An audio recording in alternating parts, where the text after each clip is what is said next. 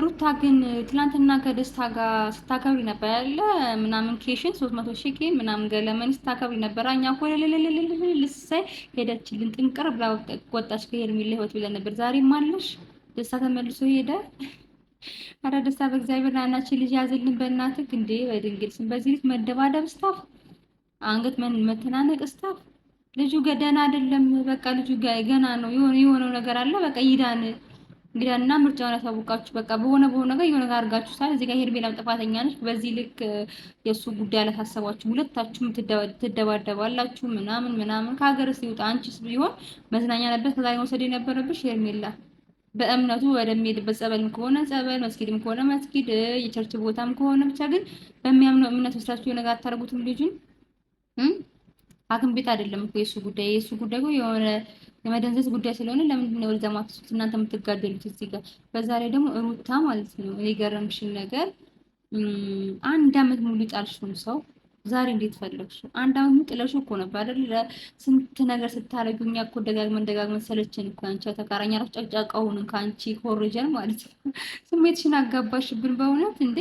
ስንት ነገር አድርገሽ ስታበቂ ስንት ያሁን ታሪክ የራቁት ቪዲዮ ታሪክ የእስር ቤት ታሪክ የንፋታ ታሪክ ስንት ታሪክ አንተ ተዘርዝሮ እኮ አያልቅም። ያንቺ ሙድ የሚያዝ ታሪክ ስንት ነገር አድርገሽ በተጫወተሽበት ዕቃ አጥበሽ ምን ብለሽ አይደል ነገር አድርገሽ በአንድ አመት ውስጥ ዛሬ ምን ተፈጥሮ ነው? ዛሬ ምን ከሰማይ ወረደና ነው? ቆይ አብርሃም በዚህ ልክ ከኔ ጋርና ከልጁ ጋር ጊዜ ያሳልፍ ተለያይተናል የምትይው ተለያይተን የቆየ ነው እና አሁን ጊዜ ያሳልፍ ምን መጣ? ምን ማት ተፈጠረ? በህይወትሽ ምን ገባ?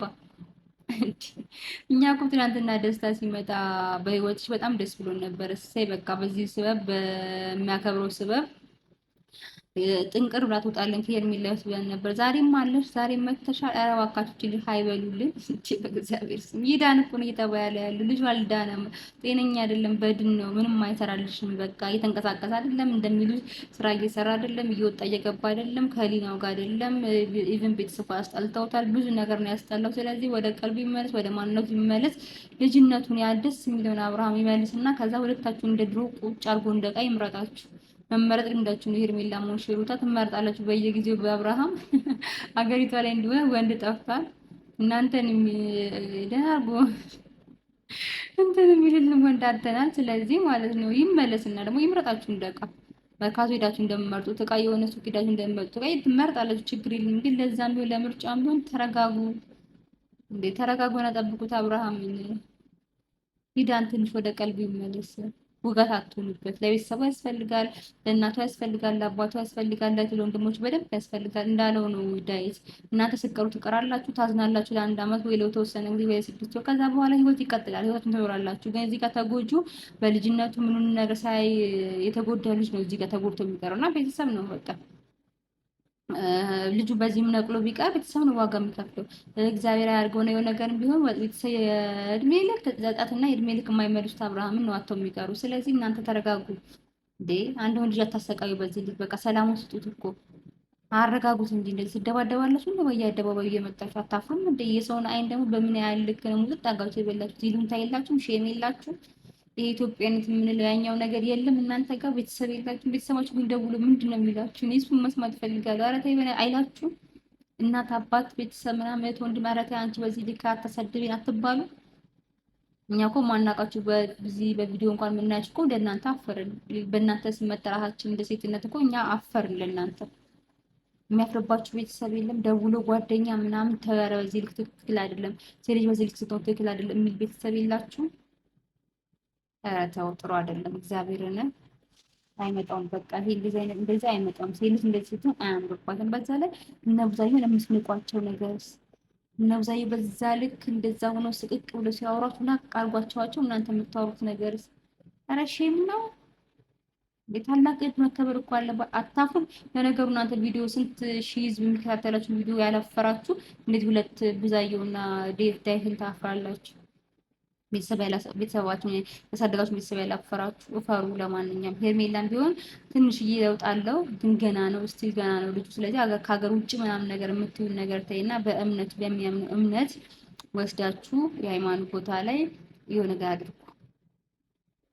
ከዛ በኋላ ልክ ሲመለስ ትመራረጣላችሁ እና ጊዜው አሁን አይደለም ነው የሚለው ማለት ነው። ቤተሰብ እናንተ ምን ትላላችሁ? እስቲ ቪዲዮ ሰብስክራይብ አድርጉ፣ ሼር አድርጉ፣ ላይክ አድርጉና ሀሳባችሁን ኮሜንት አድርጉልኝ። ዛሬ የሰራችሁት ቪዲዮ ሄርሜላ ሙሽሩታ በጣም የሚያስጠላና ለሴት ልጅ የማይመጥን የሴት ልጅ ክብር በደንብ አድርጎ የሚያወርድና ሀገሪቷ ላይ ወንድ ጠፋ፣ ምንም አይነት ወንድ የለም ሴት ብቻ ነው ኢትዮጵያ ላይ ያለው የሚያስብል አይነት ቪዲዮ ነው የሰራችሁት ማለት ነው። ብዙ ልጅ መደባደብ ያውም ያመመው ጤነኛ ልጅ ነው ቢሆን እዛ ጋር ይቆመው መምረጥ እንኳን የማይችል ልጅ ድንዝዝ ያለ ውጭ ሀገራቶችንም እያለ የሚያወራ ምስኪን ልጅ በዚህ ልክ የምትጫረቱበት በዚህ ልክ የምትደባደቡበት አይነት ኮንዲሽን አልነበረም። በእውነት በጣም ያሳፍራል። በጣም ዘገና ላይ ያደረጋችሁት ነገር ነው የሚለው ማለት ነው። ቤተሰብ እንግዲህ ይሄን ነው የሚለው። እናንተ የምትሉት ነገር ደግሞ ኮመንት አድርጉልኝ።